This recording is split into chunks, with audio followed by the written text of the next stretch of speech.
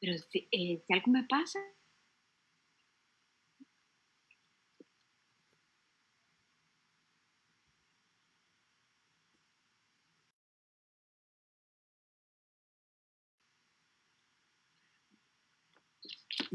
Muy buenas noches a las personas que nos acompañan.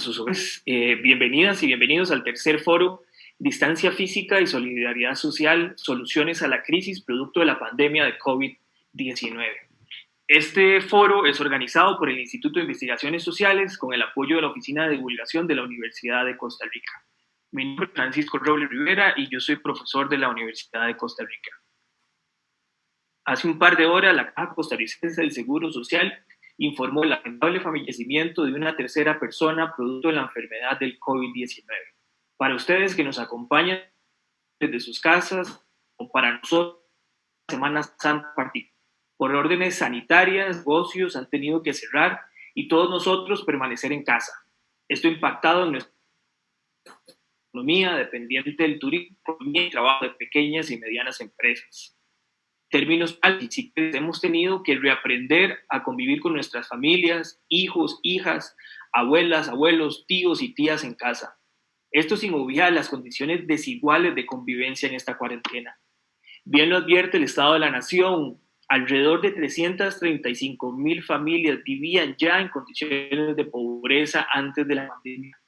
93,000 de esas familias sin siquiera contar con recursos mínimos para cubrir sus necesidades alimentarias básicas.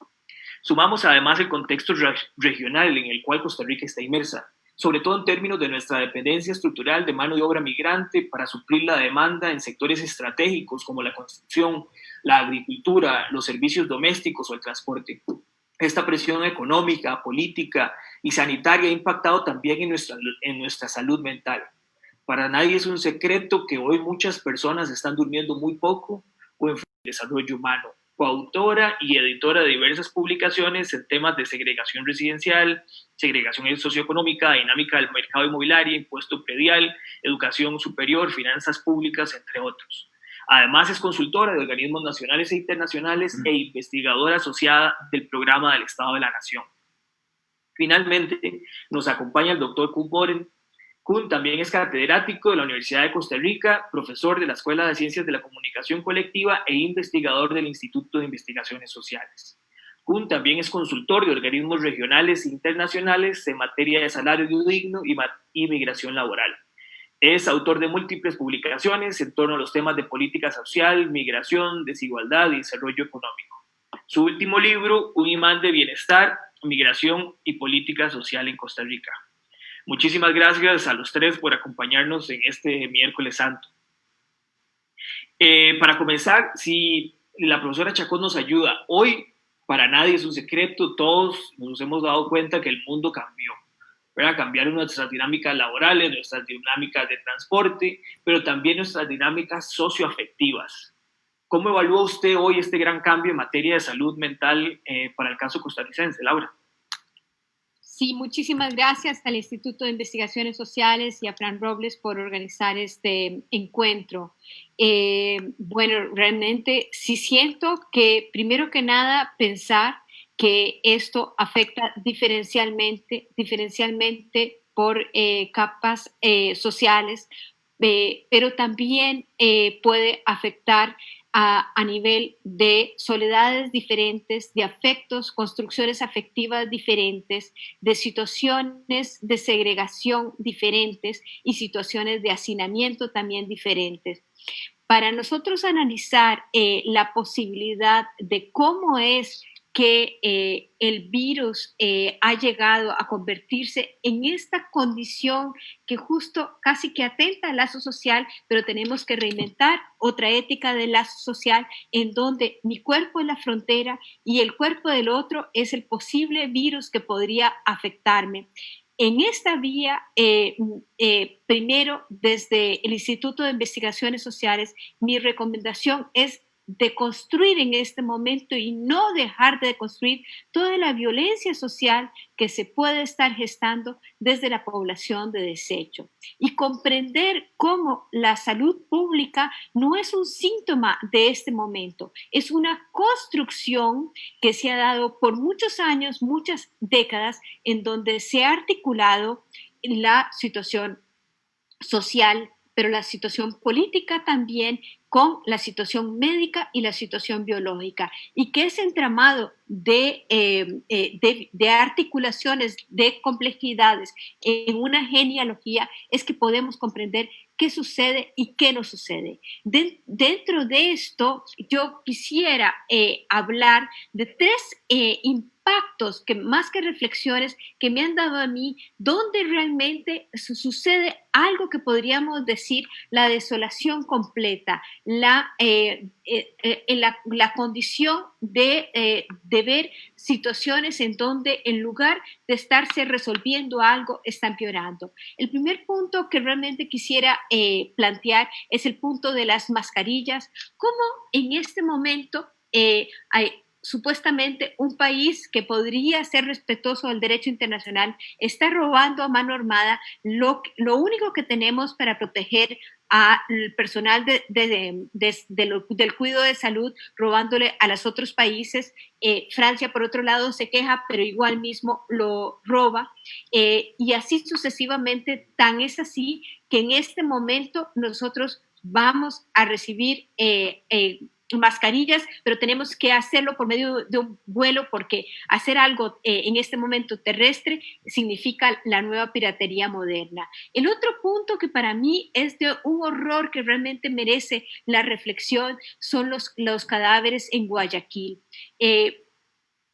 Que realmente esto explota la condición psíquica de cualquiera, la posibilidad de organización simbólica que nosotros tenemos, en parte está hecha en esta posibilidad de perder un ser humano y tener la posibilidad de un digno despido de ese ser humano. Los ritos funerarios, por ejemplo, son esta vía en donde el muerto ya no está presente, pero está a la vez presente para ayudarnos a los que quedamos vivos en esta vía de continuidad. ¿Qué es lo que ha sucedido? Realmente aquí no es que hay una prohibición de que el rito funerario no se hace, es que los cadáveres se están pudriendo al sol y al estarse pudriendo al sol, ¿qué sucede? ¿Qué puede sentir este ser humano en el absoluto desamparo? Y el absoluto desamparo es el mayor atentado contra la salud mental. Y en una tercer vía, yo quisiera hablar de la población desecho. Ya hablé de parte de la población desecho, en donde la condición sanitaria no cubre, pero la población desecho de pensar también qué puede ser un atentado contra la salud mental y es a los viejos. A los viejos, ¿quiénes son los viejos? Hay un cuento de Karel Čapek de 1937, que es un autor de Praga, que habla que vino la peste blanca y en esta peste blanca había que matar a los mayores de 40 años porque eran los posibles de contraer la peste blanca, que era una lepra muy letal. La historia no se las voy a contar, pero sí quiero abrir la reflexión que cuál es la población de desecho, cuál es el otro superior que decide, y dentro del otro superior que decide, esto afecta definitivamente lo que sería toda la construcción de la salud mental. ¿Por qué probar la vacuna en los cuerpos de África? ¿Por qué no pensar entonces en otros cuerpos? ¿Por qué realmente hay ciudadanos de primera categoría y ciudadanos de segunda categoría? ¿Por qué hay cadáveres que importan y cadáveres que no importan? ¿Por qué hay vidas que importan y por qué hay vidas que no importan? Todo este conglomerado del cómo llevamos nosotros la ética de cómo nos vinculamos con el otro, todo tiene que ver con la salud mental. Gracias.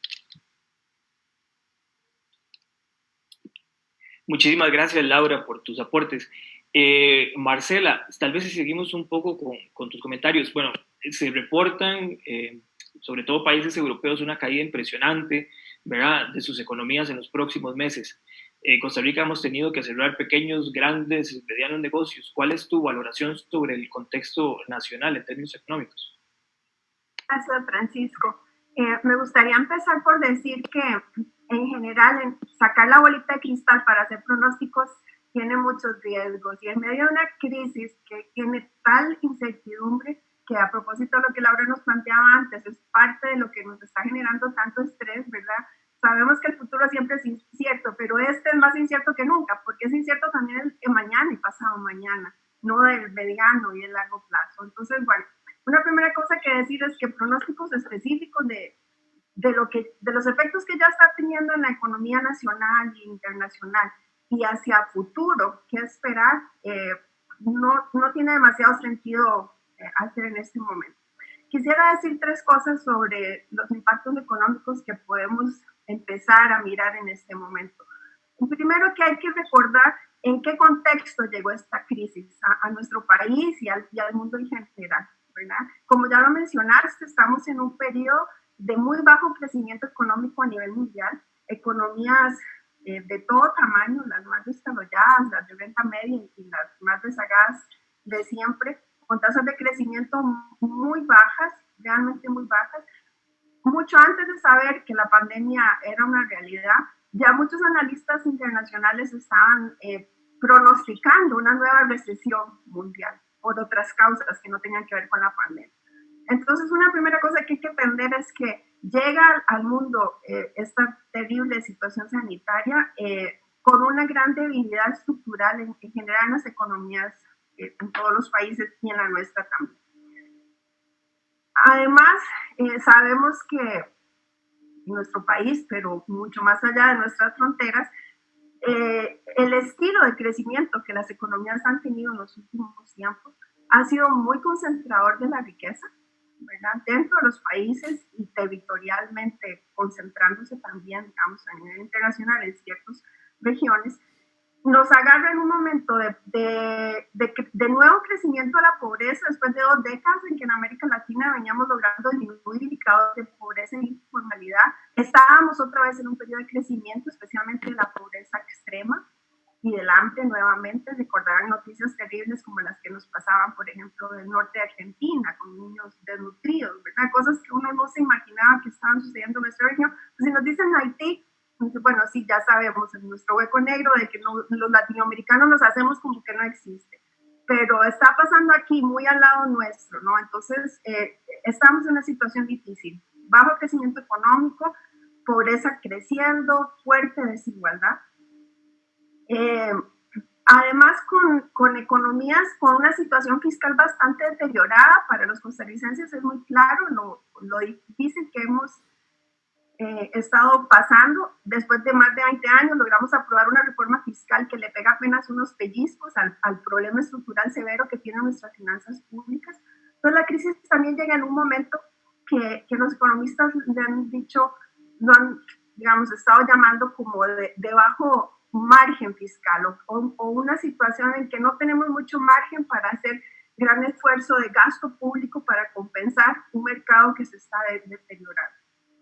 Y además, la crisis también nos está llegando a unas economías que estaban mostrando una bajísima capacidad de inversión pública y privada, en una cosa que en economía llamamos capital físico, es decir, lo que se gasta en los países para construir cosas, no gasto de consumo corriente, sino para inversión de capital, esa cosa que apalanca el crecimiento de las economías en el mediano y en el largo plazo.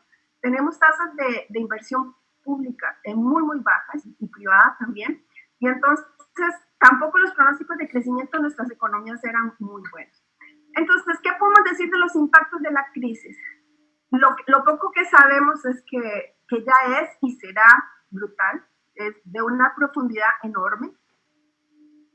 Va a durar mucho tiempo, no es algo de lo que nos vamos a curar. De pronto, si lo hacemos bien, la crisis sanitaria podrá pasar en algunos meses, pero la crisis económica va a durar mucho tiempo para que nos recuperemos. Además, es muy generalizada dentro de cada país, en todos los sectores, a todos los grupos sociales, a todos los territorios dentro de un país, pero además generalizada a nivel internacional, que es una particularidad muy grande. Aún la gran recesión del 2008, que tenemos bastante todavía fresca en el mundo, ¿no?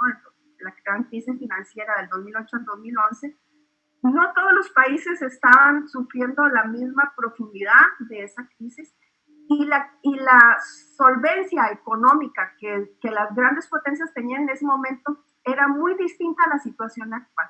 Tenían margen fiscal, margen de maniobra para hacer los famosos rescates financieros y de empresas masivamente que se hicieron. No es la situación actual y además la crisis nos va a golpear en general, en todo el planeta ya está golpeado.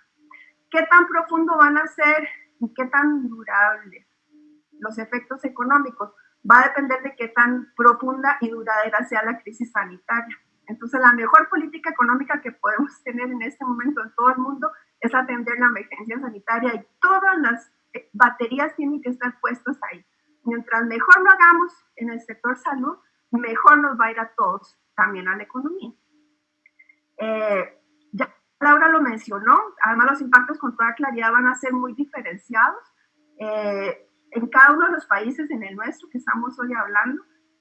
Por supuesto que va a golpear de manera más profunda a los grupos ya de por sí tradicionalmente más vulnerables, a las mujeres, a los más pobres, a las regiones periféricas que de por sí siempre tienen las condiciones más deterioradas de oportunidades económicas y tal, a ramas de actividad que tienen muchos años de estar desenganchadas de la dinámica de crecimiento económico, que no están pegadas a los grandes sectores exitosos del comercio internacional o del sistema financiero.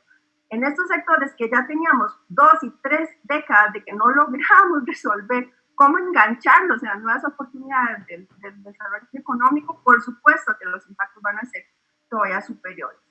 Sabemos que los impactos iniciales han sido muy fuertes, brutales en el sector turismo, es realmente muy impactante, más de 100,000 puestos de trabajo entre turismo y comercio en menos de un mes, es una cosa muy grande. Y hay impactos, digamos, muy inmediatos y luego todos los encadenamientos, ¿no? En economía venimos diciendo hace muchos años que debemos apostar por actividades económicas más encadenadas, es decir, no las que, digamos, sectores que son autosuficientes, ¿no? Producen sus propios insumos y hay pocas empresas enganchadas vendiendo en distintas etapas de la cadena de producción de valor agregado. Pero ahora resulta que mientras más enganchadas estaba la actividad turística nacional, que de hecho es una característica interesante en nuestro sector turismo, pues ahora los impactos son todavía más extensos, ¿verdad? Digamos que la capacidad de irradiar efectos negativos son más amplios. Entonces, si repasamos sectores, en todos vamos a tener transporte, ya está sumamente golpeado. En la actividad de la construcción ya estamos viendo cosas severas. Nosotros no tenemos un sector industrial manufacturero muy grande, pero ahí vamos a tener problemas, sobre todo por cadenas internacionales de suministros de insumos y tal. Entonces, bueno, la profundidad es muy grande y de momento lo que estamos pudiendo hacer es atender la emergencia sanitaria y empezando a pellizcar algunas otras cosas rápidas para aliviar la primera ronda de efectos de estrés financiero en familias y en empresas. Gracias.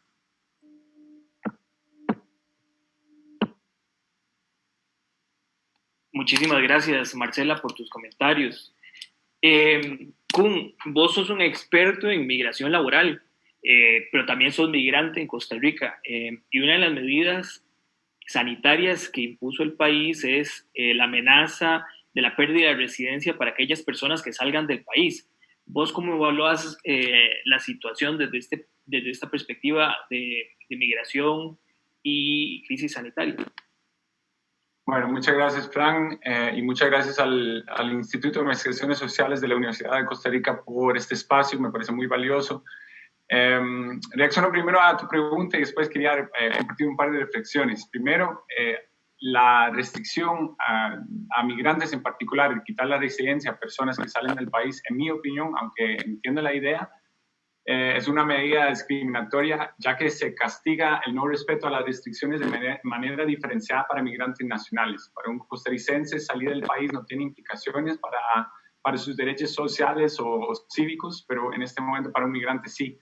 En mi opinión, hubiera sido mejor una multa alta para toda persona que sale del país, pero bueno, eso es un pequeño detalle. Yo quería engancharme un poco con lo que hablaron ya Laura y Marcela. 3 reflexiones grandes sobre cómo podría afectar el COVID a la población migrante y la migración y las repercusiones económicas para todos y todas. Primero, la población migrante es más vulnerable ante esta crisis. Ya hablaron un poco de que hay algunos sectores de la población que son más vulnerables. Creo que la población migrante está entre las personas más vulnerables ante la crisis, tanto de contagiarse, pero también los efectos económicos que van a haber. Creo que la segunda reflexión, igual viendo un poco la bola de cristal, es que los estados van a ser aún más restrictivos ante la migración y menos inclusivos hacia migrantes. Y creo que la tercera reflexión que quería compartir es que esas dos cosas van a tener implicaciones para nuestra economía que vamos a sentir todos y todas más adelante. Empiezo por la primera, que es que la población migrante es más vulnerable por al menos tres razones. Creo que corre más riesgo de contagiarse con el coronavirus. Y eso tiene que ver con, bueno, si bien el coronavirus no discrimina entre ricos y pobres, las formas de enfrentar esta crisis sí están condicionadas por nuestra situación económica. Si vemos que la movilidad está medida por clase, también lo es la inmovilidad. O sea, no todo el mundo puede quedarse en casa. En la mayoría de los países latinoamericanos, bueno, casi que en todo el mundo, la mayoría de las personas migrantes se integran en trabajos de alta informalidad y de baja remuneración. Entonces, si muchas personas nacionales ya se encuentran en sectores de bajos recursos, la población migrante está sobre representada en esos sectores. Entonces, no tienen el lujo de quedarse en casa, porque al no salir, pierden sus ingresos, ¿no? Un ejemplo muy claro es que yo tengo el lujo de poder ir en mi carrito al más por menos a hacer mis compras el día que me toca mantener distancia y no correr mucho riesgo. Pero pensemos una migrante de la Carpio. Para ella las opciones más cercanas para comprar su comida son las pulperías. Eso es lo que tiene cerca, ¿no? Estas pulperías tienden a vender sus productos en paquetes más pequeños por la lógica que manejan. Entonces por kilo o por litro sale mucho más caro, entonces eso golpea ya el bolsillo. Entonces lo que hace mucha gente es que sale a San José para hacer sus compras, pero en este momento no pueden salir, entonces tienen que escoger entre quedarse en casa y no comer o pagar mucho más por su comida, o no salir o salir y comer, pero claro, corren el riesgo de contagiarse. Y eso no es solamente para los migrantes acá, pero también para muchos migrantes en todo lado, en Costa Rica, Nueva York, Alemania. Ya vemos como reportes de ese tipo de situaciones en todo el mundo. Creo que también vemos por eso mismo, ante esta situación, que muchos migrantes se deciden migrar otra vez. Muchos vuelven a sus países a retornar a su comunidad de origen. Por ejemplo, lo vemos con población venezolana en Colombia, que en este momento no logran satisfacer sus necesidades básicas, entonces prefieren regresar a su país en lugar de continuar pagando alquileres, etc. Esto podría pasar con la población nicaragüense acá o migrantes en todo lado. También son más vulnerables porque tienen ya de por sí un acceso más limitado a los servicios de salud. Eso lo sabemos desde hace rato, ¿no? Que existen barreras que hacen más difícil tener el mismo acceso a servicios de salud como los costarricenses o como cualquier país, los nacionales. Y esto tiene que ver con cosas en la ley que pueden limitar el acceso, condiciones que pone la institución misma. Puede tener que ver con el hecho que muchas veces se insertan en mercados laborales informales donde no tienen acceso al seguro social. También porque muchas veces sienten que no tienen acceso, entonces no se acercan a esos servicios. Entonces, bueno, creo que la población migrante ante cualquier enfermedad ya es un poco más vulnerable y entonces también así para el COVID-19. Eso lo vemos un poco, digamos, que en los países donde ha habido poca inclusión de migrantes, ahora se devuelve un poco como un boomerang, ¿no?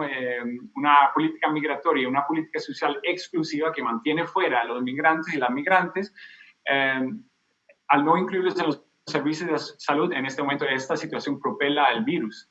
De hecho, hoy salió una noticia de que el virus golpea desproporcionalmente a la comunidad latina en Nueva York, donde muchas personas no buscan servicios de salud por temor a ser deportadas, ¿no? También son más vulnerables ante las repercusiones económicas. Todos los países están anunciando medidas económicas para evitar despidos, para compensar la pérdida de ingresos en la medida posible. no tanto esas medidas para golpear el virus, pero sobre todo las medidas restrictivas, afecta de manera muy diferente a la población migrante.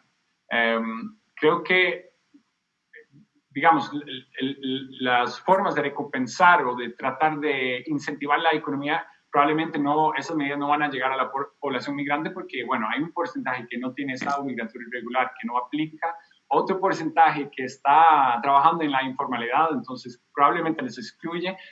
Y los mismos mecanismos que los que excluían antes, o sea, si vemos en Costa Rica, pocas personas migrantes tienen un acceso a una pensión, bueno, eso lo sigue excluyendo ahora. Entonces, creo que por esas tres razones, la población migrante es mucho más vulnerable. Ahora, la segunda reflexión es que ante esa situación, yo temo que las reacciones estatales van a ser mucho más restrictivas con la población migrante. Bueno, la primera reacción es que cierran las fronteras parcial o completamente, eso para evitar más contagios, se entiende, pero también implica limitaciones importantes de movimientos de personas migrantes que dependen diariamente de ese movimiento o dependen temporalmente de ese movimiento. Entonces, eso es algo que ya vemos que la primera reacción es más restrictiva. Pero si vemos en Estados Unidos, por ejemplo, todo el aparato institucional público está trabajando a distancia, nada sigue funcionando, pero lo que sigue funcionando son los cortes para deportar migrantes, ¿verdad? Entonces, en vez de aflojar ese tipo de situación, más bien se refuerzan. Y también sabemos que en contextos donde hay limitados recursos estatales para atender población nacional, es decir, le cuesta al Estado proveer buenos servicios de salud para todos y todos a bajo costo, bueno, ya sabemos que la población migrante de por sí no va a tener mucha prioridad, ¿verdad? Entonces, en esos contextos siempre surgen voces de chauvinismo de bienestar, es decir, nuestros servicios de salud para nosotros, no para migrantes. Y ahora en esta crisis y lo que sigue después de esta crisis probablemente va a ser mucho más fuerte. Y lo vamos a sentir a corto y mediano plazo porque, bueno, los estados van a tener que hacer más trabajo, pocos de por sí, y probablemente menos recursos porque va a haber menos ingresos, menos impuestos, menos comercio, más informalidad y contracción económica. Entonces, ante esta situación va a ser muy difícil pensar en escenarios de inclusión de personas migrantes. Dicho de otra manera, muy sencilla, ¿no? Si tengo el dinero para atender una persona, solo una persona, y tengo que escoger entre una persona nacional y una persona migrante, probablemente va a ser la persona nacional que va a tener acceso y no la persona migrante. Pero entonces, anticipo, lamentablemente, que los estados no van a ser más inclusivos, pero más bien más exclusivos hacia inmigrantes. Y la tercera y última reflexión es que esas dos cosas, los efectos, la más alta vulnerabilidad de los migrantes, pero también las mayores limitaciones estatales a la migración nos van a golpear en la cara porque tienen implicaciones económicas fuertes. Ya nos deja en evidencia lo que hablaron antes, que estamos en una cadena, que todos los eslabones cuentan y que hay una alta interconectividad económica. Bajo una perspectiva macroeconómica se puede tener la migración como un factor estructural, es decir, una condición necesaria y parte integral de la lógica inherente del sistema económico.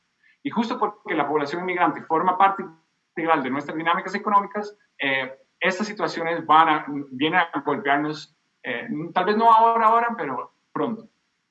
Creo que una cosa es que hay que recordar que la población migrante es fuerza laboral para varios sectores claves, ¿verdad? Si ellos no llegan a su trabajo, no pueden moverse, bueno, no van a poder aportar a las economías. En este momento, la población migrante contribuye el 12% al Producto Interno Bruto en este país, en Costa Rica.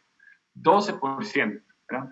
Entonces, creo que las restricciones a la movilidad van a afectar a nuestra economía. Piensen en el desayuno tico, el café, la caña para el azúcar, los frijoles, la yuca, piensen en el banano, la piña para la exportación. O sea, esto, ¿cómo lo vamos a cosechar sin población migrante que tiene un alto porcentaje en la fuerza laboral para esos productos? Pero piensen también en un producto como la cerveza.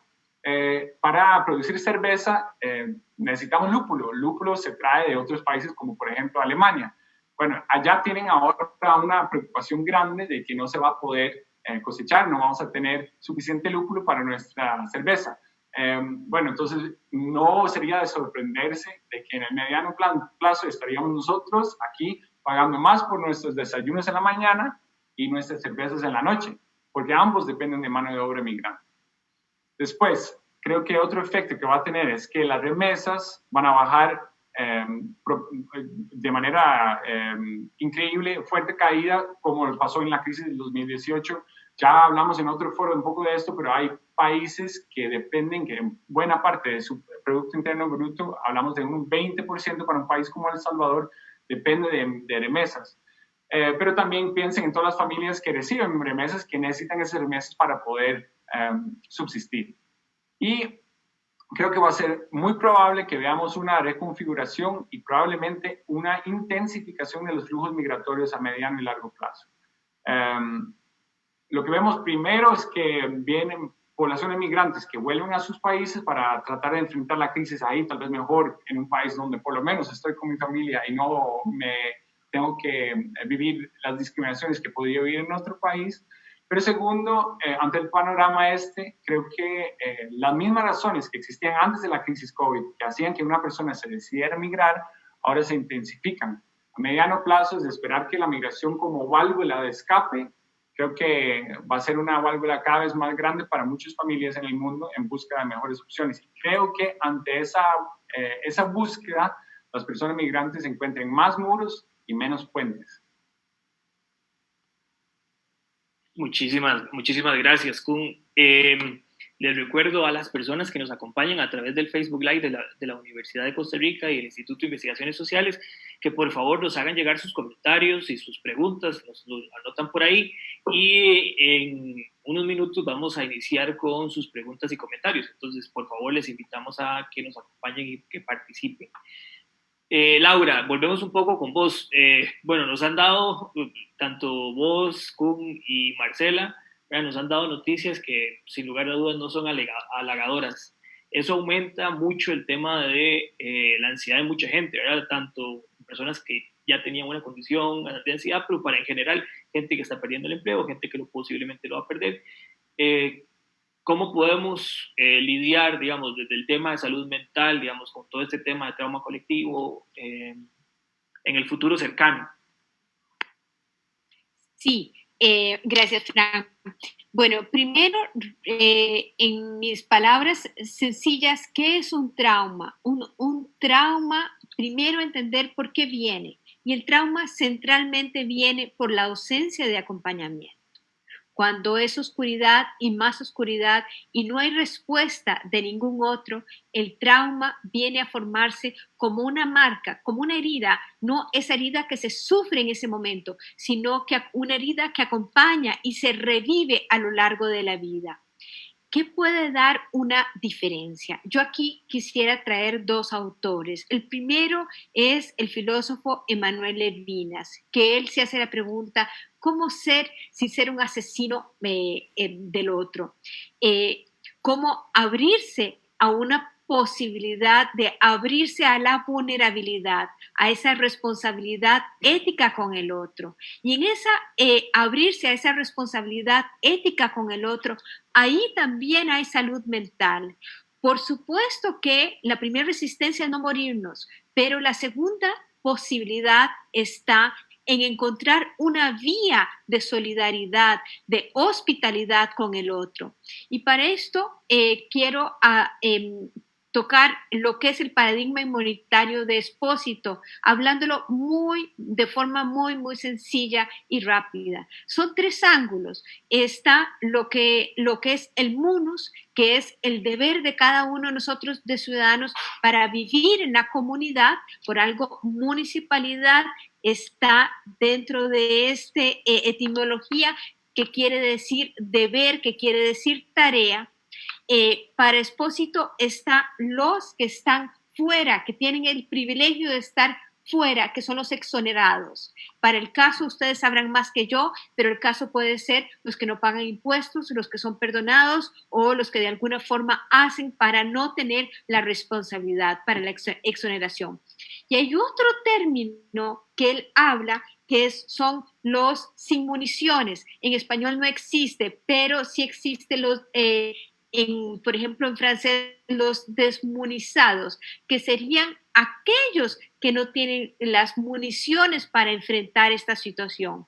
Y en esta condición, si no tenemos Un Estado que en este momento realmente puedo decir que siento orgullo de ser costarricense, un Estado que de alguna forma protege, neutraliza esta condición en donde los que están en condición de inmunidad pueden pasar a devorar los desmunizados. Esta condición es realmente lo que hemos visto en los últimos días, no sin tomar en cuenta la colaboración de la empresa privada que también se ha hecho presente, pero esta vía de colaboración es realmente lo que nos protege de un trauma, de una herida permanente, de un país completamente herido. Y de esto realmente la pregunta para cada uno de nosotros, ¿cómo mantener una responsabilidad ética que nos haga humanos o cómo inmunizarnos en la no humanidad?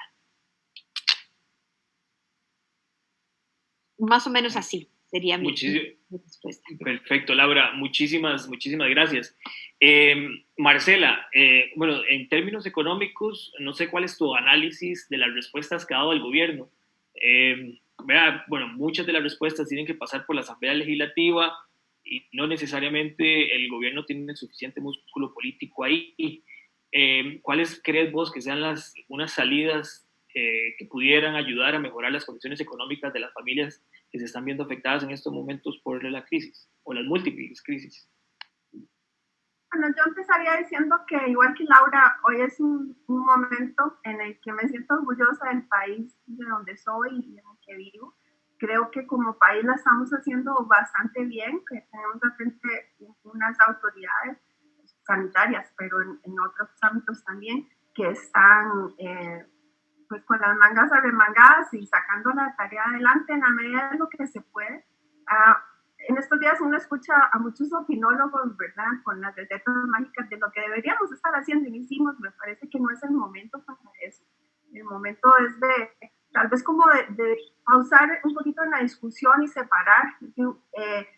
Revaloremos si en la atención de la emergencia que estamos enfrentando en este momento hay algunos pequeños mecanismos tal vez que no estamos mirando, vehículos financieros que podríamos estar aprovechando, que pequeños movimientos de timón que ayudaran a cubrir a más población, a hacer más oportuna la llegada de la ayuda, porque es que la gente lo necesita para ayer.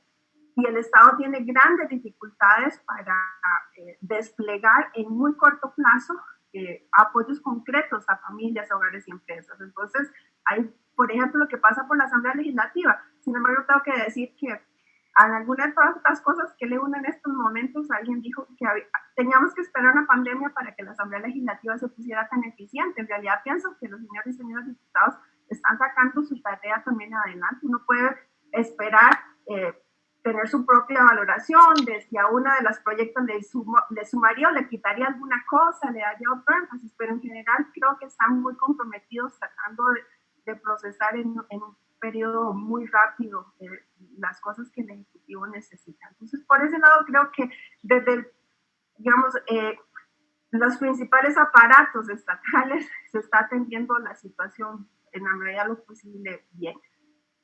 El asunto es hacia adelante qué podemos hacer, que es el gran problema, ¿no? Es decir, ¿cómo vamos a salir de esto?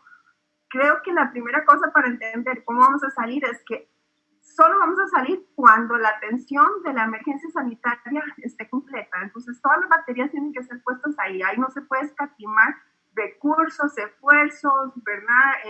Buena onda, lo que quieran. O sea, todo tiene que estar puesto ahí, porque si no, aplanamos la famosa curva, que ahora creo que es la frase más conocida por toda la población en el planeta, ¿verdad?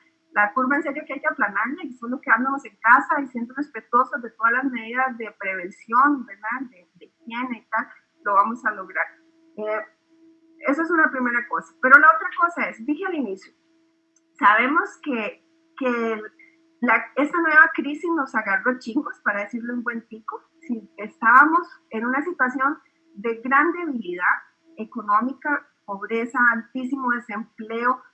Estamos entrando a la OECD, tal vez, ya no sé si la OECD qué va a hacer cuando la crisis termine de resolverse, pero vamos a ser el próximo país en incorporarse a la OECD. No sé si para los que hayan tenido la oportunidad de ver uno de los últimos informes que se están produciendo a propósito de la situación de la pandemia internacional, donde ya sale Costa Rica rankeado entre todos los países, estamos entrando con el peor coeficiente de Gini de todos los países de la OECD. Somos el país más desigual, vergonzosamente el país más desigual. Es algo que todavía en el entorno internacional la gente no termina de entender. Tenemos oportunidad de conversar con gente en el exterior o viajar. La gente en el resto del mundo todavía no se cree que ese es nuestro nivel de desigualdad, pero es. Y hacia el futuro, si un filtro importante tendrán que tener todas las políticas económicas hacia adelante, es que tienen que ser redistribuidores. Con estos niveles de desigualdad y de creciente desigualdad, no podemos seguir adelante con y sin pandemia por el COVID-19. O sea, ya no dábamos para más y esta crisis solamente va a profundizar las dolorosas heridas que la gran desigualdad ya estaba haciendo. Entonces, creo que si hay un criterio general, un principio que deben tener todas las medidas, es que deben ser evaluadas en tanto si están contribuyendo o no a reducir la profunda desigualdad en la distribución de los ingresos que tiene nuestro país. Dicho eso, les quería decir 3 cosas adicionales, digamos, tratando de pensar un poquito, sin bola de cristal, pero tratando de organizar un poco las ideas sobre cómo actuar. Y creo que acá hay que separar un poco los escenarios. Ya hablamos un poquito sobre la situación inmediata, en las medidas que ya el gobierno está utilizando y las que podrán utilizar en los próximos meses. Creo que el principal criterio de cualquier política económica que estemos implementando tiene que ser el de la solidaridad. Juliana Martínez ha estado diciendo mucho en estos días que me parece muy bien. Este no es el momento para la austeridad, sino para la solidaridad.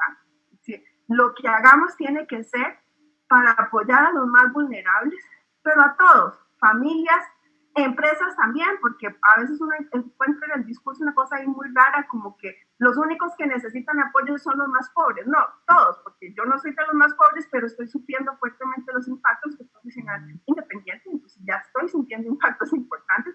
Claro, comparado a la gente más vulnerable, tengo una situación muy privilegiada, porque tengo un colchón de ahorro para un tiempo, ¿no? Pero la mayoría de las familias no lo tienen. Pero es igual en las empresas que son las que generan el 85% requieren apoyo. No es para favorecer o no a los dueños de las grandes, medianas y pequeñas empresas. Ellos también son costarricenses muchos y también tienen derecho a tener apoyos. Pero nosotros que son los que generan el empleo, si no hacemos cosas fuertes para apoyar a las empresas, rescatar empresas, la situación, la profundidad y la duración de esta crisis en el tiempo va a ser más extendida. Entonces, en el corto plazo yo diría que el principal criterio es la solidaridad. La solidaridad en los apoyos, y ahí lo de ingreso universal, ¿verdad? Renta mínima universal para atender a la gente ya en sus necesidades alimentarias básicas. Eso, estamos tarde, ya tendríamos que tener esa medida aprobada. Es muy importante. Hay unas iniciativas todavía en la asamblea que tienen que terminar de cuajar, pero eso es importantísimo y a eso hay que meterle candela. Es necesario urgentemente que se pueda. Tiene que ser también solidario el financiamiento. Aquí, igual que estábamos hace algunos meses discutiendo en la reforma fiscal, que aquí lo que estábamos repartiendo era sacrificios, todo el mundo tiene que poner algo porque la situación fiscal del país estaba ya en tal problema que si no aportamos todos no hay posibilidad de mirar hacia adelante un escenario más favorable y esto es igual y peor de delicado. O sea, aquí hay que tener solidaridad en el financiamiento. Los trabajadores estables, formales, con salario asegurado tienen que aportar. Las rentas de capital, rentas financieras, inmobiliarias tienen que poner. Las utilidades de las empresas que todavía están pudiendo tener utilidades porque sus mercados por condiciones particulares no están siendo afectados, tienen que poner. Si aquí la cosa es todos poniendo lo más que se pueda, en principio para atender la emergencia. Y luego tendremos que volver a cambiar con una mirada de mayor justicia tributaria, cómo vamos a organizar el financiamiento de la etapa de recuperación para lanzar de nuevo el crecimiento económico.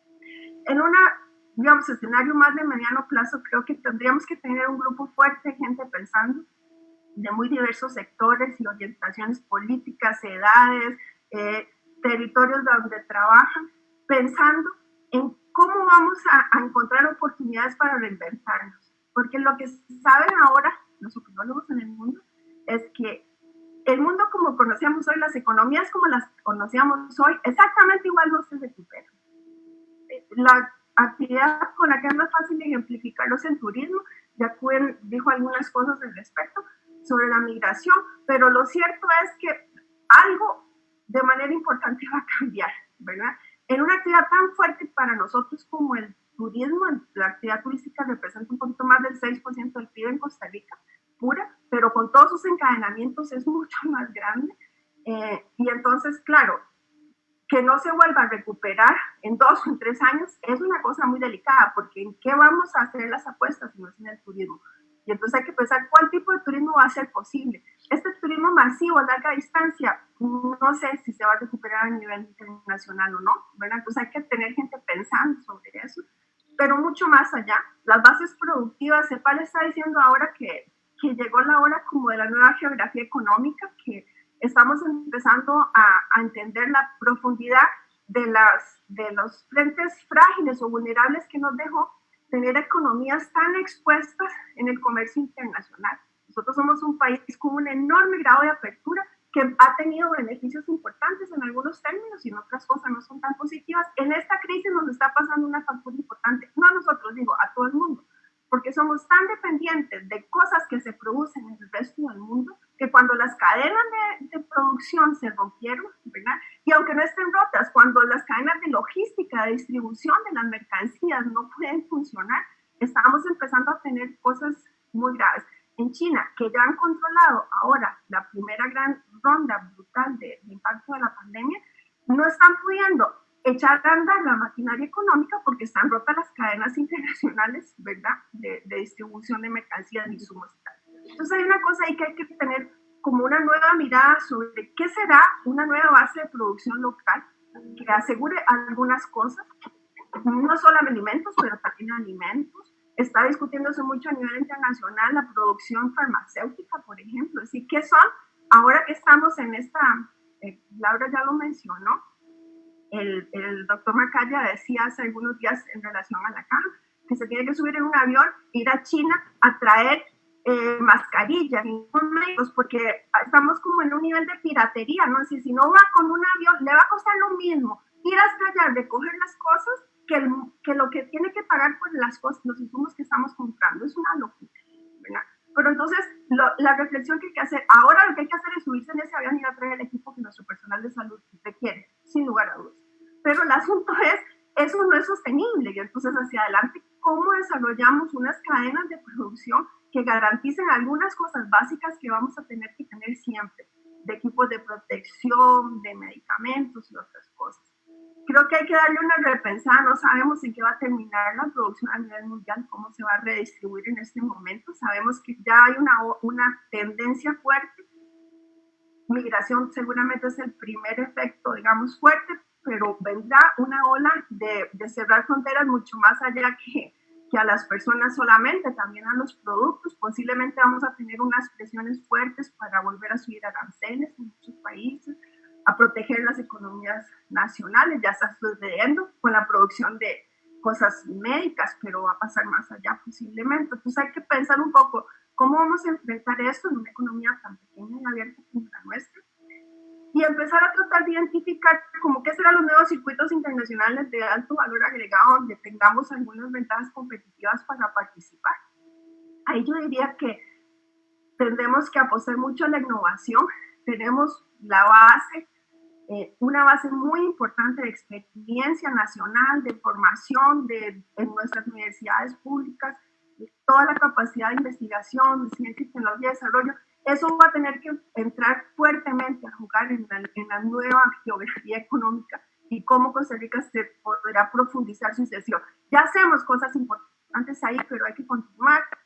Hay que pensar en las cosas, por supuesto, siempre de tecnologías de información y comunicación. Creo que en bioprospección hay unos nichos gigantescos a nivel internacional que todavía no hemos aprovechado bien y podemos seguir avanzando mucho allá.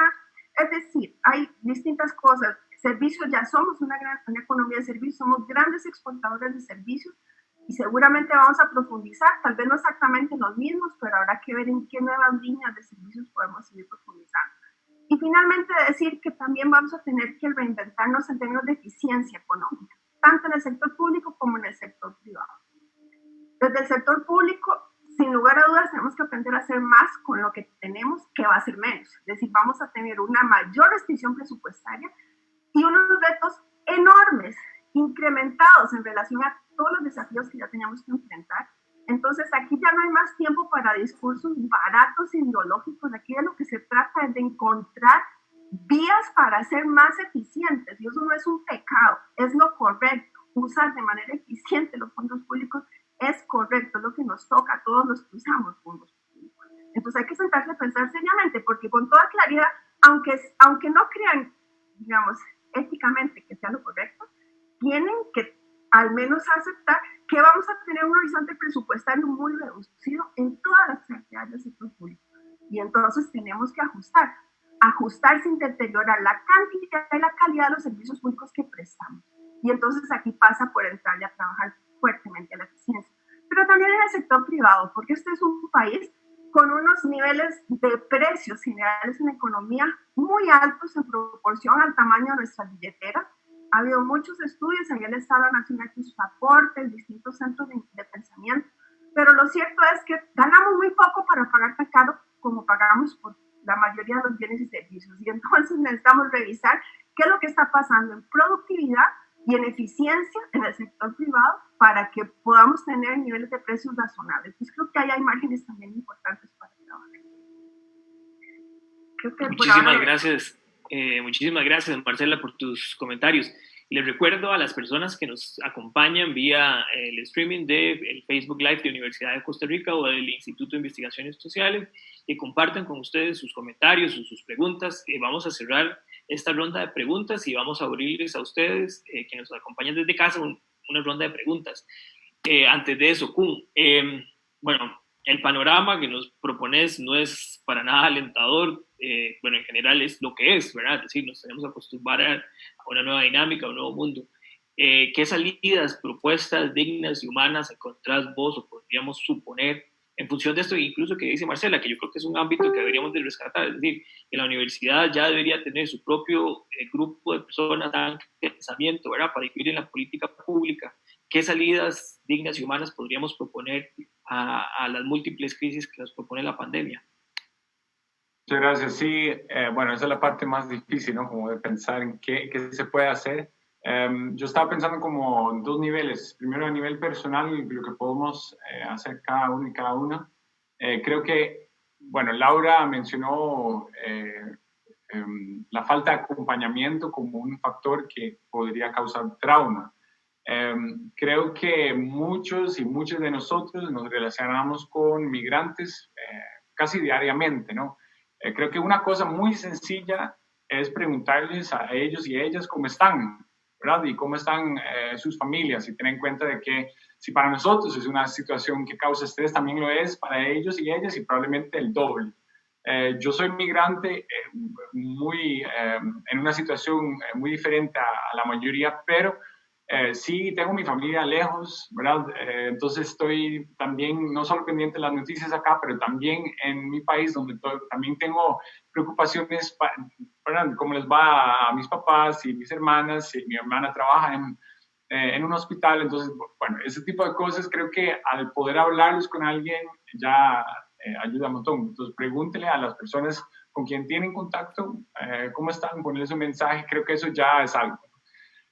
Después pensé que la otra cosa que podríamos hacer a nivel personal es que, y va un poco en la dirección de la solidaridad que menciona Marcela, o sea, todos poner lo que se pueda. Si tienen una persona migrante, o no migrante, pero muchas tienen personas migrantes que trabajan en sus casas, lo que se puede hacer es propiciar la inmovilidad. O sea, ayudarles, si su situación económica lo permite, decirles que se quede en casa, pero seguirle pagando, ¿verdad? Y creo que eso es algo que se puede hacer. Y si quieren y pueden ir un paso más allá, hay que tomar en cuenta esas lógicas de que si para nosotros es relativamente fácil encontrar centros de distribución o en súper donde los precios son altos, como dice Marcela, pero tal vez no tan altos como una pulpería, podemos propiciar aún más la inmovilidad al pagarles tal vez un poquillo más para hacer un poco de compras de arroz y frijoles para asegurar que estén bien ellos también, ¿verdad? Esas son como cosas que podemos hacer. Creo que a mediano plazo es importante que vayamos como país a reconocer el valor de migrantes, ¿verdad? No solo en números, tal vez ya sabemos que la población migrante en este país aporta un 12% al PIB, ¿verdad? Pero pensemos en cosas muy sencillas. El desayuno. El desayuno, tico, yo siempre digo, bueno, si usted le da gracias a Dios por su desayuno, genial. Dele gracias también a una persona migrante, porque no hubiera estado ahí el gallo pinto ni el café sin su labor.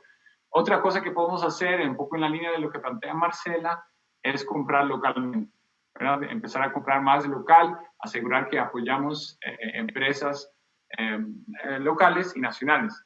Y creo que de modo más general es que he escuchado mucho como que le culpamos primero a los gringos y después no culparle a nadie por este virus, ¿no? O sea, es un recordatorio que formamos parte de la naturaleza muy, muy crudo.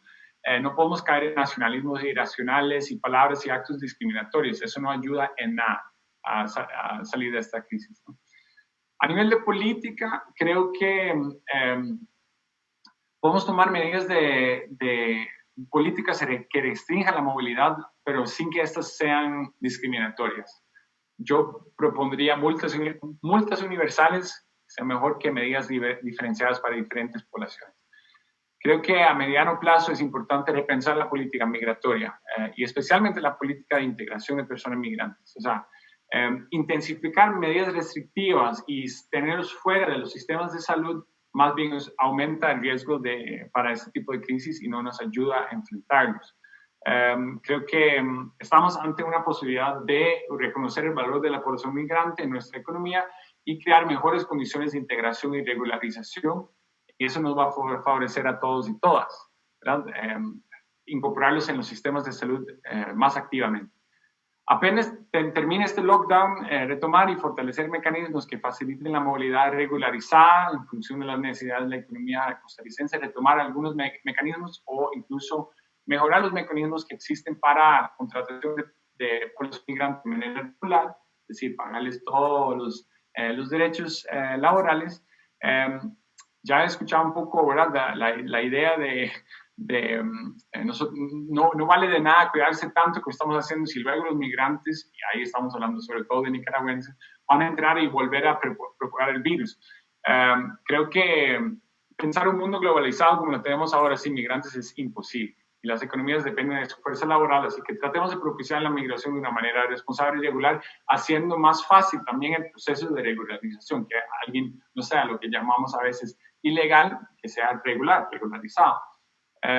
Y finalmente creo que un poco ante el temor que ya les expliqué de que los países se van a poner más restrictivos, creo que lo ideal sería, pero es muy difícil, no caer en nacionalismos y chauvinismo de bienestar y más bien hacer un acto de revalorar los servicios públicos.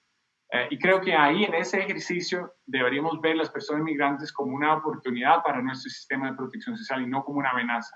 A mí me resulta muy irónico viendo el Reino Unido, donde el sentimiento anti-inmigrante propulsó el Brexit. Irónicamente, su sistema de salud ahora está bajo mucha presión, pero depende fuertemente del personal de salud inmigrante. Y ya 8 doctores inmigrantes se murieron. Ahora, en este momento que hay un renovado en sentido de valor para los sistemas públicos de protección y salud, como es la caja, es importante reconocer que no son las personas migrantes una carga para este sistema, pero sí son y podrían ser aún más una población contribuyente, que por sus características etarias siempre van a contribuir más de lo que necesitan en atención de salud. Y esto en un país como Costa Rica, que se está haciendo más viejo muy rápido, y donde la carga para las nuevas generaciones, para sostener a las generaciones más viejas de por sí sube, creo que deberíamos verlo como una bendición y no una maldición. Muchas gracias. Muchísimas gracias, Kun. De nuevo, recordarle a las personas que nos acompañan desde sus casas que por favor hagan sus comentarios y sus preguntas en el Facebook Live de la Universidad de Costa Rica y también del Instituto de Investigaciones Sociales. Tenemos aquí algunas preguntas, vamos a ver si las vamos leyendo. Y nos preguntan, sí, esta podría ser como para Marcela. Voy a hacer una como para cada una y vamos recogiendo así más preguntas. Marcela, tal vez nos dice una persona, si se van a perder miles de empleos, necesariamente van a surgir otros para responder a la nueva lógica de vivir en una pandemia. ¿En cuáles nuevos empleos se podría pensar? ¿Qué actividades y oficios podrían surgir? ¿Qué elementos debemos poner en diálogo para pensar estas actividades del futuro en la pandemia y luego de los picos de la pandemia? Bueno, creo que hay otra vez me están pidiendo la bolita de cristal y es un riesgo que no voy a correr, como a nominar sectores específicos, mercados que tal vez se van a desarrollar. No tengo información como para hacer alguna opinión robusta y creo que nadie en este momento. Creo que todo lo que tenga que ver en los próximos meses, las cosas que tienen que ver con volver a armar las cadenas de logística, de distribución de mercancías, de transporte de personas, ahí va a haber posiblemente una reactivación más rápida que en otros sectores, todo lo que es transporte de mercancías y de personas. En este momento el sector transporte ya está siendo fuertemente golpeado en todos los países, nos bajamos de los autobuses, de los trenes, de los aviones, de los barcos, y entonces están teniendo pérdidas enormes, pero también es el sector que el día en que nos quiten la cuarentena, todos salimos otra vez y nos subimos. Entonces ellos rápidamente podrían recuperarse, claro, con gente que no va a tener todo el dinero para pagar todos los medios de transporte y seguro no nos vamos a mover tanto a los empleos porque ha habido una gran destrucción y va a haber una gran destrucción de empleos, pero digamos es un sector que tal vez se reactiva más rápidamente. Creo que tal vez lo que uno podría pensar es que ahora en el momento inmediato hay cosas que ya podríamos estar haciendo que enganchan a pequeños proveedores de servicios que tal vez no estamos haciendo. Es muy difícil porque son un montón de oferentes muy atomizados que no están organizados. Entonces, organizarlos para rápidamente atender la emergencia es muy difícil, pero tal vez usando la tecnología podríamos avanzar. Por ejemplo, todo este proceso que está haciendo la caja que me parece excelente, de distribución de medicamentos en automóviles, ¿no? Que van y le dejan en la puerta a la gente.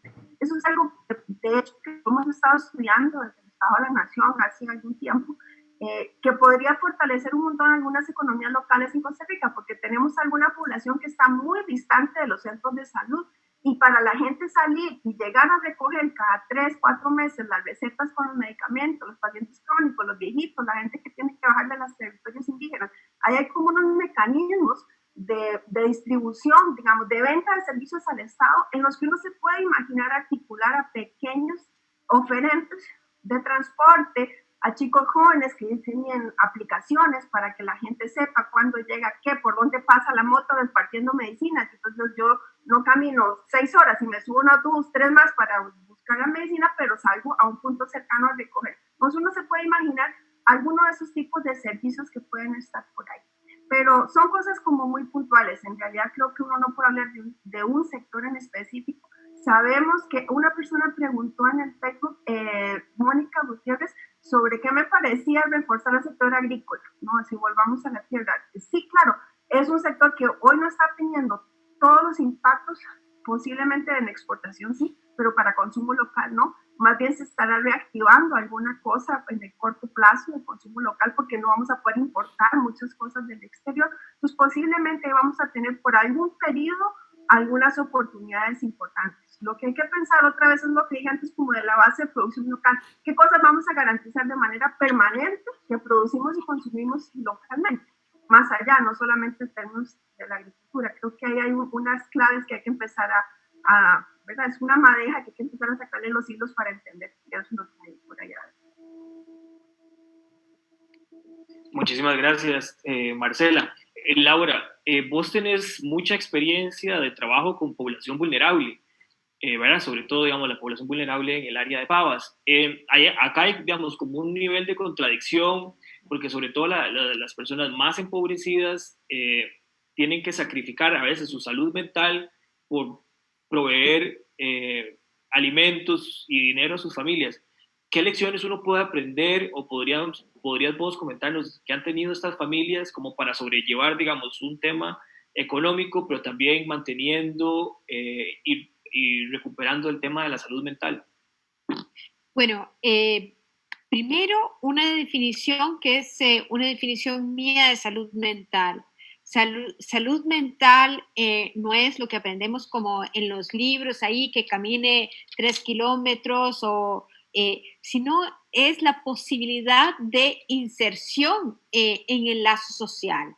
Independientemente de la situación que nosotros tengamos, yo doy el módulo de la clínica de la psicosis, es la posibilidad con los instrumentos que nosotros tenemos de encontrar una cueva, un pequeño lugar en el mundo de los otros. Eso es muy importante y es lo que he tratado de rescatar, que este es un momento de crisis, pero es un momento simultáneamente privilegiado para muchos de volver a recapacitar sobre su responsabilidad ética y dedicarse a los otros. Y esto simultáneamente va a devolver una mejor salud mental para cada uno de nosotros, sin olvidar el cuidado de sí.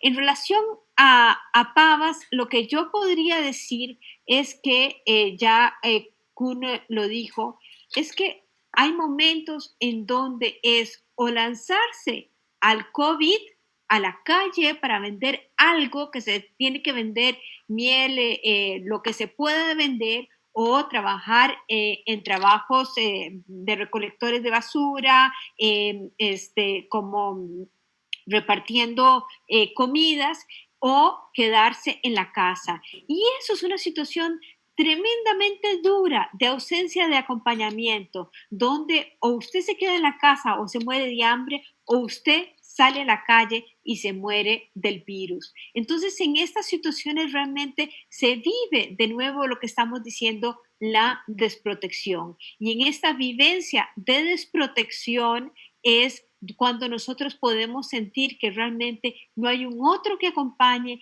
y hacer de esta experiencia la experiencia más dolorosa, donde se acaban todas las energías para entregarle a un otro y realmente se queda el sujeto en un sinsentido de vida. Pero también quiero decir que mejor que en mi propia comunidad, yo vivo en Guadalupe, pero cada uno de nosotros estamos encerrados en nuestro propio encierro de la computadora, de los teléfonos. Yo en Pavas he conocido cosas tan preciosas como las que tenemos cierta edad, conocimos viendo El Chavo del Ocho. Es una comunidad que sostiene a los otros muchísimas veces, tal vez no dando el mejor cariño como lo recibía el Chavo, pero sí realmente preocupada por el otro y sabe quién es en cada uno de sus vecinos y qué sucede y sabe cómo realmente llegarle a sus vecinos en esa comunidad.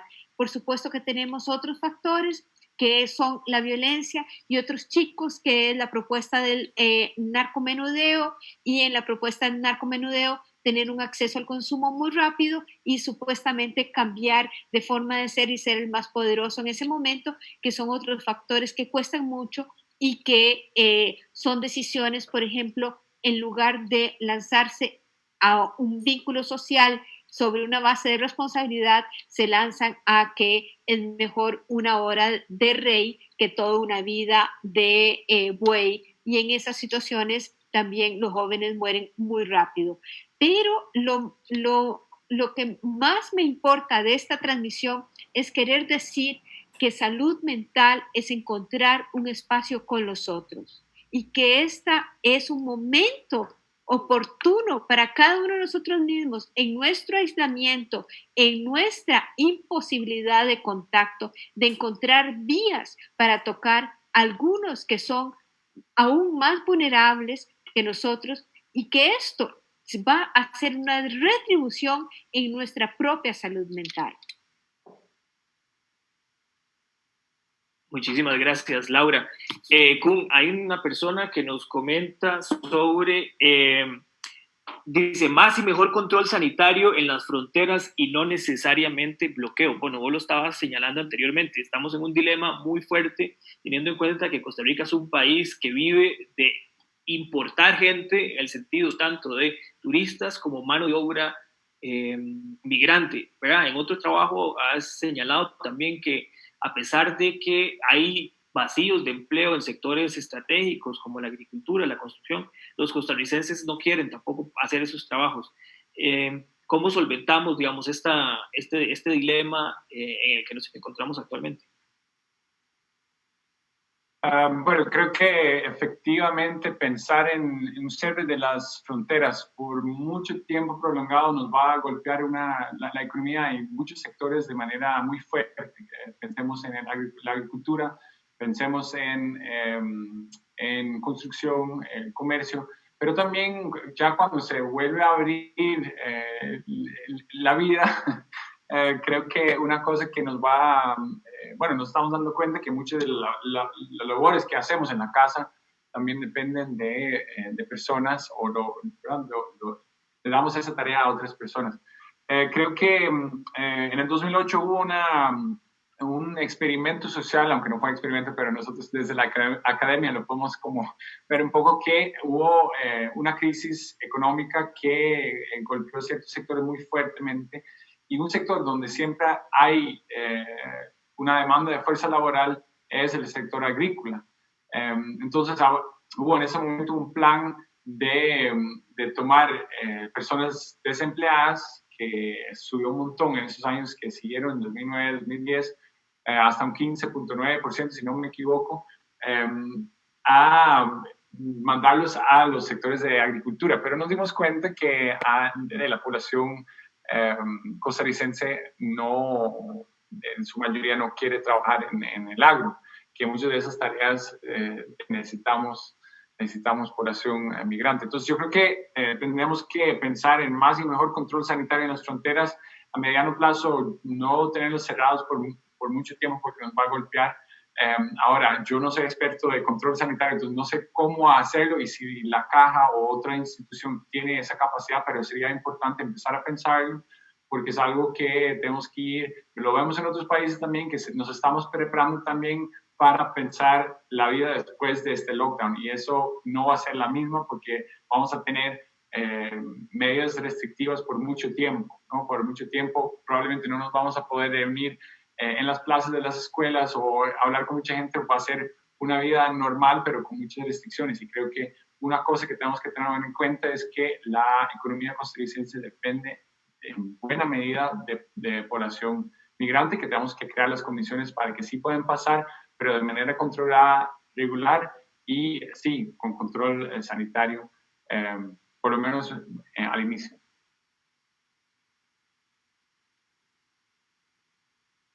Muchísimas gracias, Kun. Déjeme nada más para revisar si tenemos algunos comentarios adicionales. Les recuerdo que estamos en vivo desde el Facebook Live de la Universidad de Costa Rica. Tal vez vamos un poco cerrando la noche, ¿verdad? Tal vez yo les quisiera pedir un par de minutos, un par de reflexiones así muy básicas, pero en otro tono, ¿verdad? Es decir, es difícil, o sea, como dice Marcela, no tenemos bolas de cristal y yo creo que eso es una cosa que en la academia debemos aprender, que nosotros no tenemos bolas de cristal y no tenemos soluciones, pero tal vez si pudiéramos dar un mensaje, digamos, desde cada uno, desde la perspectiva de cada uno, digamos, un cierto aliento a la gente que nos escucha para no quedarnos necesariamente con las malas noticias, digamos, ¿qué podemos esperar, digamos, tal vez no a nivel global, pero a nivel nacional con respecto a los temas que cada uno abordó, temas de salud mental y trauma colectivo, en temas económicos, en temas de migración, ¿qué podemos esperar o qué aspirarían ustedes o esperarían que el país avanzara hacia ese lugar? Tal vez comenzamos con Marcela. Qué difícil, Patricio. Yo pienso que tal vez primero voy a tomarme uno de los 2 minutos que me dice para decir una cosa que creo que es muy importante que no se nos quede en el camino. En esta situación hemos revalorado lo que ya de por sí es la institución más querida por los costarricenses, la Caja del Seguro Social. Hemos entendido lo bien que significa tener el tipo de sistema universal de protección de la salud en Costa Rica y esta impresionante red de servicios de altísima calidad de cobertura universal. Entonces creo que eso es una cosa muy importante. Pero la caja también va a ser fuertemente impactada en términos económicos en el futuro muy cercano. Ya teníamos desde el 2011, venimos discutiendo con distintos informes de especialistas, que el seguro de salud, y no solamente el de pensiones, están sufriendo un estrés financiero muy severo. Y como producto de esta situación van a sufrir un estrés todavía mayor. Entonces, un conjunto de cosas en las que yo creo que hay que apostar mucha cabeza y mucho esfuerzo es a pensar cómo vamos a hacer para garantizar la sostenibilidad financiera del sistema de seguridad social en Costa Rica. Okay. Ahí no hay una respuesta, pero hay una llamada de atención fundamental. En el futuro cercano tenemos que reordenar prioridades, saber que nada de lo que hagamos va a ser suficiente porque todos vamos a necesitar apoyos diversos y entonces va a haber que tomar prioridades y ordenar esas prioridades en el tiempo. Y entonces el timing aquí va a ser crítico, es decir, los sectores a los que tengo que apoyar en la crisis son los que tienen más riesgo de no llegar al día después porque se contagian o porque no tienen comida. Entonces hay que resolver esto inmediatamente. Luego tenemos que pensar cómo hacemos para empujar la economía para que se rearme lo que sea que resulte en nuestra estructura productiva, y eso va a depender mucho de lo que pase internacionalmente. Entonces yo creo que ahí hay una segunda cosa importante que hacer, ¿qué serán nuestros sectores de hoy que tienen mayor capacidad de volverse resilientes, ¿no? De adaptarse rápidamente a las nuevas condiciones y con un apoyo fuerte del Estado empezar a caminar solos? Y luego empezar a pensar en los que se nos van a quedar más rezagados, los que van a tener que salir de su sector porque no van a poder volver a lo que eran, como pienso que le va a suceder a una parte importante de las actividades turísticas. Entonces ahí hay que ponerse mucho más creativos y empezar a imaginarse nuevas áreas posibles para la economía. Creo que tenemos algunas claves importantes, además de la caja, cómo le vamos a garantizar la sostenibilidad financiera me parece fundamental. La segunda cosa que se me ha quedado por ahí, no la comenté, es que nosotros necesitamos entender que en Costa Rica una política de empleo tiene que ser femenina. Necesitamos trabajar fuertemente en las oportunidades económicas para las mujeres. No porque soy mujer, pero porque las estadísticas son contundentes sobre el nivel de tasas de participación que hay entre hombres y mujeres, por asuntos demográficos, por la capacidad, el capital académico, ¿verdad? De experiencia profesional y de estudios que las mujeres han ido acumulando. Empujar fuertemente el empleo femenino va a tener unas derivaciones importantísimas para la economía nacional. Entonces ahí creo que eso hay que tenerlo presente entre las prioridades y el timing de cómo apoyar distintos tipos de cosas. Eso va a ser muy importante. Y la otra cosa que me parece es que tenemos que rearmar usando tecnología y las capacidades que tiene el Estado, empezar a pensar qué tipo de servicios de apoyo le podemos vender al Estado para que preste de mejor manera, de manera más eficiente, los servicios públicos que el país necesita. Ahí hay, ya hicimos una mención chiquitita de cadena de distribución de medicamentos, pero en cosas de acueductos hay cantidad de cosas que podríamos hacer. En transporte, en electricidad, hay una cantidad enorme de cosas que el Estado hace solo o contrata solamente a firmas grandes y cosas que hoy no hace, pero debería hacer. Entonces creo que ahí uno podría pensar el tipo de cosas que podríamos organizar, asociaciones, cooperativas, otras formas asociativas que reúnan a pequeños productores que usando plataformas tecnológicas desarrolladas nacionalmente pudieran entrar a una nueva área, digamos, que es empleo local de buena calidad, que no va a depender de lo que pasa en el resto del mundo, porque es para hacer a nuestro Estado más eficiente. Creo que ahí hay una digamos, si me quiero ver optimista hacia el futuro, pienso que el Estado, buscando mayor eficiencia, puede hacerlo enganchando más a la gente más chiquita que hoy no está incorporada en las oportunidades de la economía. Muchísimas gracias, Marcela. Laura. Bueno, en realidad yo quiero, o en este último tracto nos das el chance de ser optimista.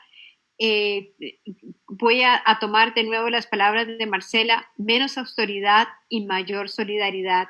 Es una oportunidad en este momento negro, pero que podemos ver luces de aumentar nuestra sororidad con las otras mujeres en las que pueden estar sufriendo más, mayor fraternidad, una posibilidad de realmente volver a preguntar quiénes somos y qué necesitamos para hacer, cuántos libros, cuántos zapatos, cuánto, etcétera, etcétera, etcétera. Y dentro de esto, cómo el ser puede pasar de nuevo por una responsabilidad ética para con el otro.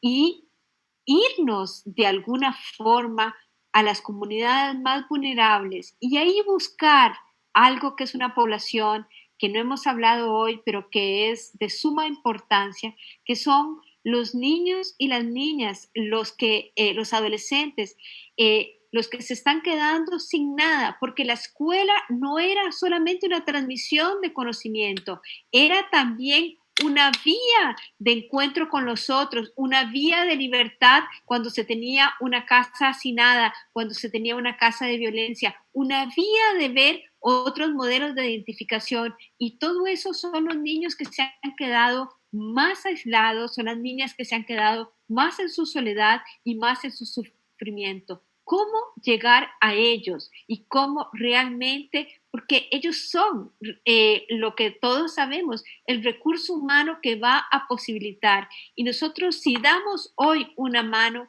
ellos van a aprender lo que es realmente entregar y no, al contrario, el odio, el sadismo, la violencia como formas de responder a las propias heridas que se sufrieron en un pasado. Entonces, esa es mi vía, realmente creer que de aquí todos tenemos un chance de reflexionar cuánto damos y cuánto poder dar más. Muchísimas gracias, Laura. Kun, por favor, tu cierre. Bueno, creo que suscribo completamente lo que dice Marcela sobre revalorar el sistema de salud. Creo que es una oportunidad de darse cuenta o reconocer que Costa Rica en su historia ha logrado algo muy especial, casi único. Muchos países le tendrían celos al sistema de salud de la caja. Creo que es algo que, sin decir que está perfecto, porque hay muchas cosas que hay que mejorar, pero que es algo que tenemos que reconocer y mejorar. Y creo que hemos hecho mucho a partir de los años 80 para debilitarlo. Deberíamos ir en otra dirección. Es una oportunidad para eso. Creo que también es una oportunidad para repensar la seguridad alimentaria, asegurarlo, tal vez en palabras muy sencillas, un poco menos piña, un poco más arroz. Y creo que es otra oportunidad para reconocer y valorar el aporte de la población migrante. Y es una oportunidad para distanciarse del lenguaje y la cobertura mediática antimigratoria, digamos, antiinmigrante. Creo que es una oportunidad grande, aunque temo que vamos a ir en otra dirección, pero espero que se podría ir en esa dirección. Y creo que también es una posibilidad para valorar pequeñas y medianas empresas por encima de las empresas más grandes, para que tienen poco encadenamiento con la economía local. Creo que son importantes. Sería mejor aún si pudiéramos encadenar mejor las grandes empresas y realmente apoyar las pequeñas y medianas empresas y localmente. Creo que son oportunidades para comprar localmente, viajar en este país hermoso localmente, o sea, ese tipo de cosas realmente podemos hacer de manera relativamente fácil o ojalá un poco más allá y disfrutar de todo lo que tenemos acá. Por lo menos un buen par de años para asegurar que nos remontamos. Muchísimas gracias a Kun Foren, a Laura Chacón y a Marcela Román, profesores e investigadores de la Universidad de Costa Rica, por acompañarnos hoy. Nada más voy a terminar con 3 reflexiones que recojo de estos 3 investigadores e investigadoras que me parece que yo creo que podríamos retomar en adelante. Lo último que decía Kun, un poco menos piña, y tal vez habría que agregarle más arroz y frijoles. Es decir, necesitamos repensar la política productiva agrícola en el país. Laura nos mencionaba, salud mental es encontrar un espacio en nosotros, ¿verdad? Es decir, distanciamiento físico no necesariamente implicaría distanciamiento social. Eso es lo que más necesitamos en estos momentos, ¿verdad? Solidaridad social con las personas más vulnerables de nuestra sociedad. Y en función de lo que también nos señalaba Marcela, necesitamos pensar que todas las políticas públicas que ojalá que el gobierno y la Asamblea Legislativa proponga tengan un rostro redistributivo y una política laboral con rostro femenino. ¿verdad? Yo creo que ahí estamos aportando a 3 áreas específicas que nos podrían ayudar o a pensar en un país y en una salida digna, justa y humana a las crisis del COVID. Antes de cerrar, los quisiera invitar para la próxima semana. La próxima semana el instituto también va a tener otro Facebook Live el día martes 14 de abril a las 2 p.m., perdón, y ahí vamos a tener una discusión sobre distanciamientos sociales desiguales, las ciudades latinoamericanas ante la crisis del COVID. Ahí vamos a tener investigadores de Colombia, de Panamá, de Costa Rica y de la Universidad de Costa Rica. Así que bueno, muchísimas gracias, Kun, Marcela, Laura, a las personas, a los colaboradores, chicos y chicas de la Oficina de Comunicación de la Universidad de Costa Rica y a ustedes por acompañarnos. Cuídense mucho y mucha solidaridad social. Muchas gracias y nos vemos pronto. Gracias.